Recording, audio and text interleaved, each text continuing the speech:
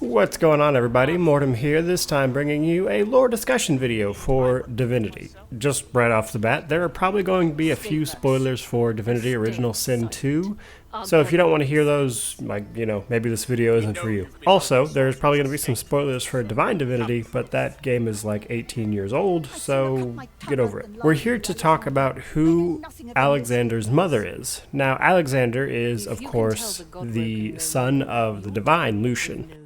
Now, Alexander is his biological son, whereas Damien, Lucian's other son, was adopted. Well, as adopted as you can be in a world like this, suffice to say he was taken in. Now, we're going to focus entirely on Alexander. So who is he and where does he fit into the lore? So Alexander is exclusively in Divinity Original Sin 2. He is nowhere else. He is not mentioned, nothing. There is no allusion to him anywhere else. That tells us a couple things. One, he was probably created solely for this game's plot, but two, that means he had to have been born sometime around 1218 or 1219, possibly 1220, because of the timeline. So Lucian becomes the divine in 1218, and as far as we know, he has no son at this point. We also know that the game that is set after Divinity Original Sin 2, well, at least the one that's currently published, we don't know anything about Divinity Fallen Heroes yet, but in Divinity 2, Ego Draconis, we know that, again, he's not mentioned. So the reason for that being, and this is the spoilery part of it, by the way, is that there is not a single ending to Divinity Original Sin 2 that Alexander lives. He dies in every single ending. It's impossible to keep him alive. So we know Alexander dies, and I would assume that's because they've already made a game set after Divinity Original Sin 2, and for the sake of continuity, he can't live. And it also kind of makes sense that he wouldn't be mentioned in Divinity 2, because it's been 60 years since he would have died, because Divinity Original Sin 2 takes place in 1242, and it's been 60 years since he died, and also you probably don't want to bring up your god divine being's dead son, right? From here, we've established that Alexander is Lucian, the divine son. He was born probably between 1218 to 1220, which makes him roughly in his 20s, about the time of Divinity Original Sin 2, which of course lines up with him just coming into the world, so to speak, in terms of being his own man, as well as his general inexperience in life.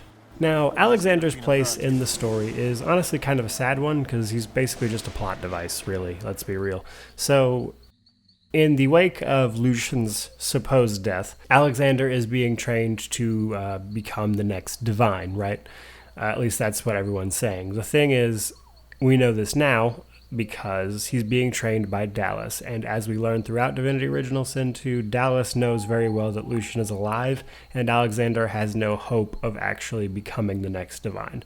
The entire purpose of Alexander is basically to push the plot along. My best guess is that they wanted Alexander to be the one to find the way to the Nameless Isle in Act 3, which is the source that they need to continue their plans. So Alexander then dies in Act 3. Again, in every ending, he dies right there.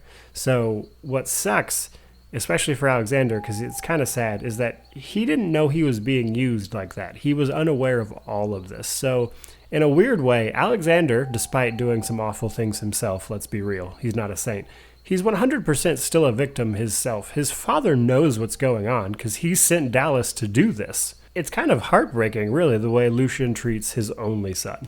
So I just kind of wanted to give some backstory on Alexander and who he was and how he fits into the lore. So there you go, there's that. And continuing on, as I mentioned, and as the title would suggest, this leaves us with the question of who is Alexander's mom, right? So I have a theory about this, and there's nothing wholly confirmed, but if it's not this, I have absolutely no idea. Then it's just some random, I guess. So in Divine Divinity, in the elven camp in the Dark Forest, there is an elf named Elianessa. You can, as the divine Lucian in Divine Divinity, actually start a relationship with this woman. So there's a few small quests you have to take care of. You have to settle the feud between the orcs and the elves, which, by the way, if you want to see that, that's part 3 of my Divine Divinity full story videos. So you have to do that, and then after that she gives you a second task of recreating, well, she wants you to find the original, but you wind up just recreating a necklace that she lost. Apparently it was her mother's or something. So originally she wants you to find the actual necklace, but because that's basically impossible, You actually go to Dwarven Jeweler in the Dwarven Halls, and you can have the necklace recreated, which works for this purpose. And then after that, you guys like start a full-blown relationship. So from this, and as far as we know, this is the only canon source of relationship, let's say, that the Divine Lucian has engaged in that we know of. So there you go, guys. Just a short video. I mean, if it's not this, I have absolutely no idea who it could be. If you have any suggestions, by all means, leave them down in the comment section below. But I'm pretty sure this woman is it. Now, the keen-eyed in you might realize that the name Elianessa is actually incredibly similar to the tree on Blood Moon Island's name. Now, the tree on Blood Moon Island is, of course, a ancestor tree that was corrupted by demons. The thing is, the spelling is actually different. It's incredibly close, right? But it is different. So I don't think this is that particular elf, but it is very strange nonetheless. So there you go, guys. That is all the information I had for you. I'm curious to see if anybody agrees. By all means, let me know down in the comment section below. Like, comment, subscribe, all that jazz. But thank you so much for watching, and have a great day. Stay ready.